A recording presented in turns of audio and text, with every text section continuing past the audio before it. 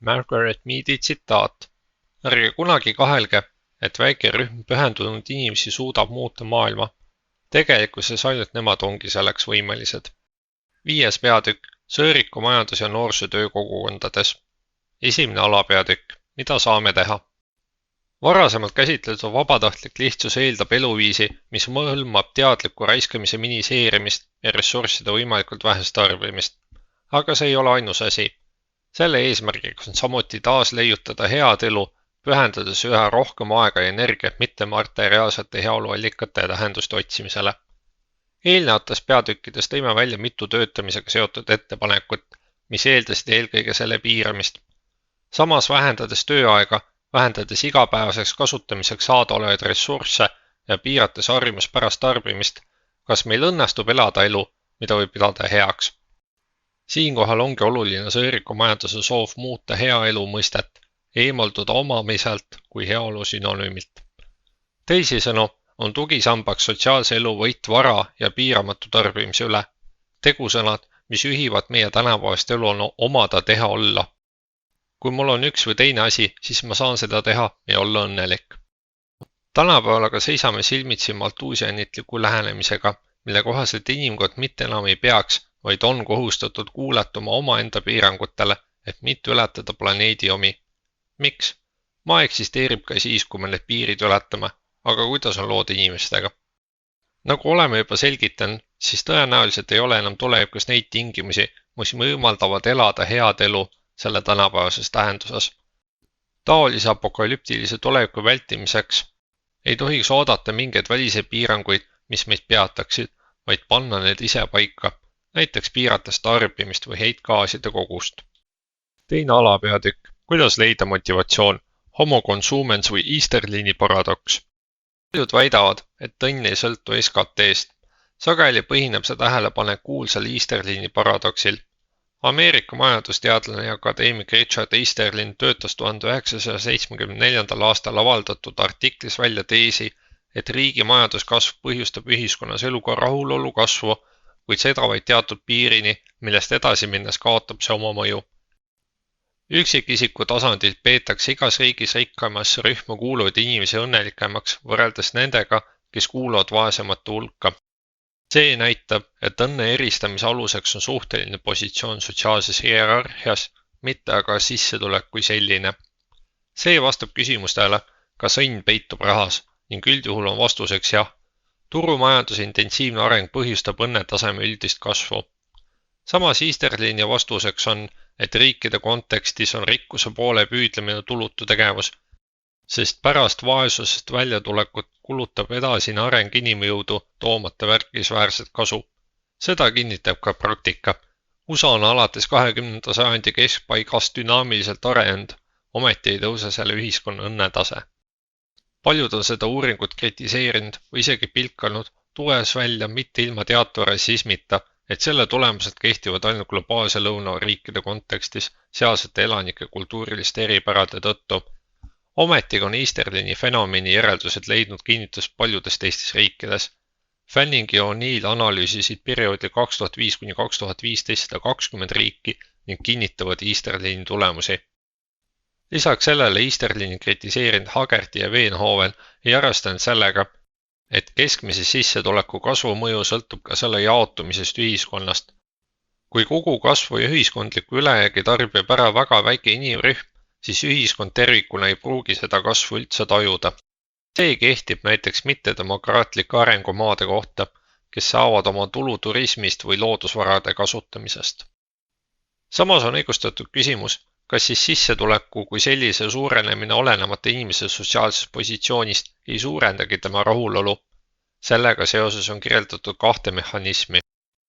Esiteks uute stiimulitega harjumine, näiteks uus ja kallim auto ei tekita mõne aja pärast enam sellist naudingut, ning teiseks suurenevad soovid. Ehk siis näiteks kui ühed soovid on rahuldatud, tekivad teised, uued ja sageli keerukamad. Mõlemad tegurid on seotud nähtusega, mida psühholoog ja psühhoanalüütik Erich Fromm nimetab homo consumesiks. Ma tarbin, seega ma olen. Või filosoofi Cornelius Castoriadise iroonilise sõnu kasutades, ma eelistan uut sõpra uuele autole, aga muidugi, kui palju on sõber väärt. Igatahes on Easterlini teise aluseks küsimus, kas õnne saamiseks on muid, odavamaid ja lihtsamaid viise kui raha teenimine. Tema uuring näitab, et SKT suurendamise kaudu õnne eest hoolitsemine pole mitte ainult vale, vaid ka kulukas strateegia.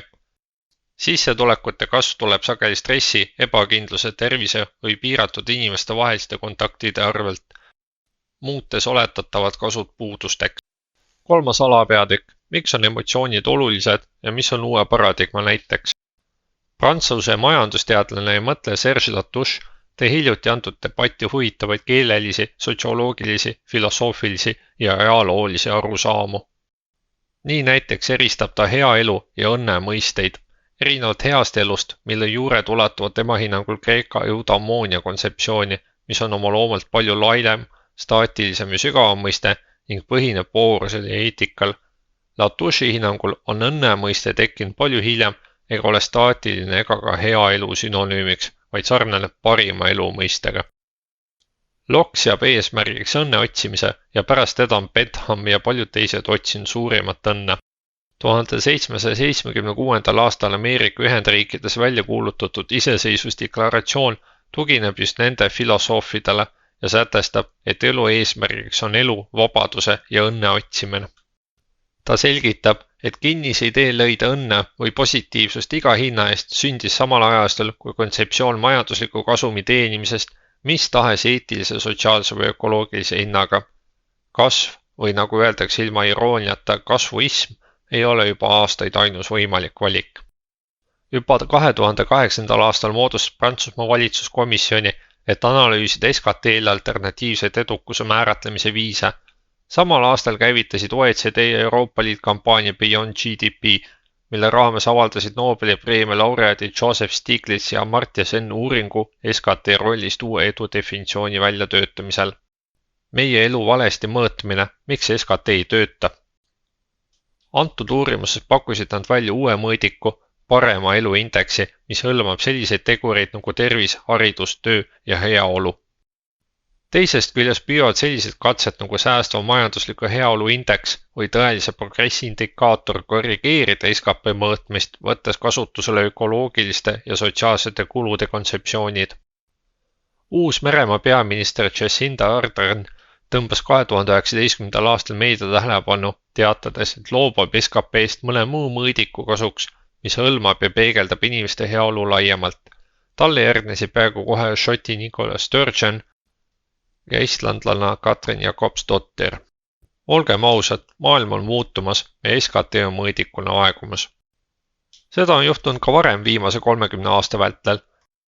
Näiteks Bhutanis, kus kuningas asendas SKT kodumaise koguõnne või rahvastikuõnnega. Lisaks sellele julgustati riigis aktiivselt kollektiivseid tegevusi, mis suurendasid heaolutunnet ning vähendasid konsumerismi ja teineteisega võistlemist. Vaatamata madalale sissetulekule on Bhutani inimesed õnnelikud, nagu teatas Bhutani rahvusliku õnneuuringute keskus. Lühidalt öeldes, kuigi narratiiv majandusliku kasvu positiivsest mõjust sotsiaalsele arengule on väga veenev, eriti kui seda on korrutatud viimaste kümnendite vältel, siis tänapäeval seavad teadlased selle kahtluse alla. Tundub, et seos majandusliku kasvu ja oletatava progressi vahel ei ole enam nii ilmne. Miks see nii on? Kasv iseenesest ei ole see, mis on muutunud, ega ka see, mis loeb, vaid see, kuidas on tulu jaotatud ning millisel määral seda investeeritakse kodanikele suunatud teenustesse. Hickel juhib tähelepanu sellele, et valdav osa kapitalismi ajaloost ja põhjustanud majanduskasv suurem osa elanikkonna heaolu paranemist. Kunstliku nappuse kontseptsioonist tulenevalt omas see vastupidist mõju, juhindudes tolleaegsete maaomanike huvidest. 4. alapeatükk. Sotsiaalmajanduse roll. Sõõriku majandus jälgelt keskendub süsteemsete muutuste vajadustel, et ressursside tarbimine ei väljuks planeedi turvalisest piiridest ning et meie elukvaliteet enam ei sõltuks pidevast kasvust. Samal ajal peab sellel muutusel olema kindel sotsiaalsel õiglusel tuginev fundament. Vastasel juhul kukub see läbi, nagu näitavad Prantsusmaa kollaste vestide protestid. Seetõttu on arengu võtmekomponendid ning selle sotsiaalsed komponendid, nagu näiteks kodaniku palk, universaalsed põhiteenused, sotsiaalse ebavõrdsuse vähendamine, kohalike kogukondade tugevdamine, maksimaalse sissetuleku seadmine ja progressiivne maksustamine. Seega on sõõriku majanduskontseptsioon, mis ühendab endas tarbimise vähendamist ning head elu võimaldavat sotsiaalset õiglust. See on paljudel juhtudel parem lahendus, kui tänapäeva neoliberaalse turumajandusliku mudeli poolt pakutav ebastabiilsus. Seetõttu on sõõriku majanduse ja sotsiaalmajanduse organisatsioonide töö üks olulisemaid ühisjooni keskendumine inimeste koostööle ja solidaarsusele. Taoline kollektiivsus, kui see on demokraatlikult ja edukalt ellu viidud, ei tähenda ohverdustes tegemist, vaid pigem rikkamaid sotsiaalseid suhteid ning ökoloogilise jalajälje piiramist. Taoline idee inimeste vastastikusest sõltuvusest on väga sarnane ülalmainitud hoolekanderevolutsiooniga ja peaks uuesti saama inimese elu oluliseks osaks. Kui ülalmainitud tegevused on tegevuskavaks, et õpiksime elama naftata, siis nende tegevuste kontekstis on kahtlemata kogukond. Ajalugu näitab, et teineteise abistamine ning majanduslangusest tingitud vaesus on omavahel seotud.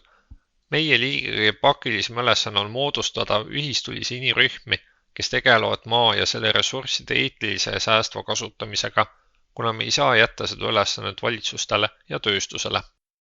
Ted Trainer tuletab meile meelde, et tänapäeval vaid väga vähesed mäletavad Kropotkini mõjukat analüüsi vastastikuse abistamise rollist looduses ja eriti inimühiskonnas, mis on avaldatud tema raamatus Vastastikune abi.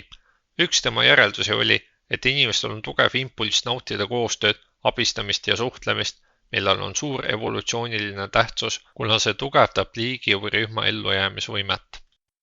Samad mõtted on korratud Hollandi mõtleja ja ajaloolase Rutger Bregmani hiljutises raamatus Inimkond, lootusrikas ajalugu. Paul Severn lisab, ainus viis selle sajandi pääsmiseks on üksteise aitamine. Elu ei vallutanud maad võitluse tulemusena, vaid levitades koostöövõrgustikku üle selle pinna. Ka filosoof Arne Naes tunnistab, et kogukonna autonoomia, koostöösidemed või ökoloogiline tundlikkus, mis asendavad valitsevat konsumerismi, on alternatiivsele sotsiaalsele mudelile omased hoiakud. Kõik see on seotud sotsiaalmajandusega, mille üheks keskseks mõisteks on sotsiaalne kapital või ühishüve.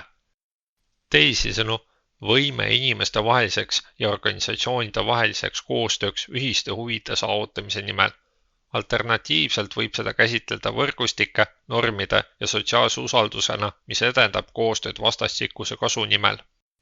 Sotsiaalse kapitali moodustavad väärtused nagu näiteks usaldus, ausus, vastutus ja vastastikuse põhimõte, mis hoiavad koos ühe mitmekesisemat ja killustunud reaalsust. Need on ka kõige tõhusamad vahendid sotsiaalsete düsfunktsioonide vähendamiseks. Ilma nendeta ei oleks kodanikuühiskonna eksisteerimine võimalik. Sotsiaalne kapital annab aluse ka ekspansiivse individualismi piiramiseks, mis soodustab paljud juurdunud kultuurimustrid niinimetatud postmodernsetes ühiskondades. Veelgi enam, ajalooliselt on sotsiaalne kapital olnud vastukaaluks rõhuvale riigile ja kõikvõimsale paternalistlikule riigile. 20–22. juuni 2012 toimunud ÜRO säästva arengu konverentsil rõhutasid 190 riigi esindajad esimest korda sotsiaalmajanduse tähtsust. Eelkõige rõhutati ühistulise liikumise rolli seoses. Esiteks sotsiaalse kaasatuse parandamisega, teiseks sotsiaalse osaluse parandamisega, kolmandaks vaesuse vähendamisega. Kuidas seda praktikas rakendada? Teame, et sotsiaalmajandus areneb kapitali akumulatsiooni äärel. See kasvab tänu teistsugusele organisatsiooni tüübile, kus on olemas uued juhtimise, tegutsemise ja tulemuste saavutamise viisid, mida saab ära tunda vaid sotsiaalmajanduse parameetrite piires. Kriiside ajal küsime endalt, kas annab meile uusi võimalusi. Usun siiralt, et see on nii ja me näeme, et nüüd on ju tekkimas ka muud suhtlemise, töötamise ja vahetamise viisid. Kui varasemalt teadsime Ladina-Ameerika kogemustest, mis põhinesid vahetuskaubandusel ning sotsiaalsel valuutal, siis nüüd leiame oma keskkonnas vähemuste algatusi, mis tuletavad meile meelde seda reaalsust, mis tundus meile väga kauge. Teame naabruskondi, kus on hakatud mitteametlikult vahetama teenuseid, esemeid, toitu või midagi muud, mida inimene saab pakkuda vastutasuks selle eest, mida ta vajab. Ning selle mudeli põhjal on tekkimas sotsiaalsed algatused ja mitteametlikud võrgustikud, mis edendavad kogukonna toidupankasid, aja, kogemuste ja teadmiste vahetust. Taoline praktika viib meid teistsuguse sotsiaalmajandusliku mudelini, kus ei ole kasumit või erahuvi ja kus otsitakse ainult inimväärseks elamiseks vajalikku miinimumi. Me ei kavatse edendada elatusmajanduse või vahetuskaubanduse juurde taasmist, kuid need näited on pannud sotsiaalteenuste pakkujaid ja mõningaid sotsiaalseid üksusi kaaluma seda osalus- ja kogukonna mudelit kui ressurssi, mis tugevdab ja loob suuremat sotsiaalset ühtekuuluvust. Ekologistas in aktsioon teeb ettepaneku esiteks reformida haridussüsteemi, asetades selle keskmise ökosotsiaalse ja ökofeministliku maailmavaate, mis tunnistab meie liigi sõltuvust keskkonnast ja üksteisest. Teiseks, edendada sotsiaalset kaasvastutust eluliselt vajalikes sektorites, näiteks sotsiaalhoolekandes. Kolmandaks, julgustada ja toetada kodanike enesejuhtimise protsesse, edendades osalemist ja sotsiaalset võimestamist, toetades uusi valitsemismudeleid, mis on tõeliselt kaasavad ja demokraatlikud. Neljandaks, levitada sõõrikumajanduse, hea elu, üleminekuliikumise, ökofeminismi ja permakultuuri lähenemisviisi ettepanekuid kui tegelikke alternatiive praegusele turumajanduslikule süsteemile. Viiendaks, edendada teistsugust tarbimismudelit, mis seab prioriteediks inimeste põhivajaduste rahuldamist ökoloogiliselt jätkusuutlikul ja sotsiaalselt õiglasel viisil, uuringute erinevate kollektiivsete alternatiivide rakendamise kaudu ning viimaseks kehtestada reklaamikontrolli reeglid.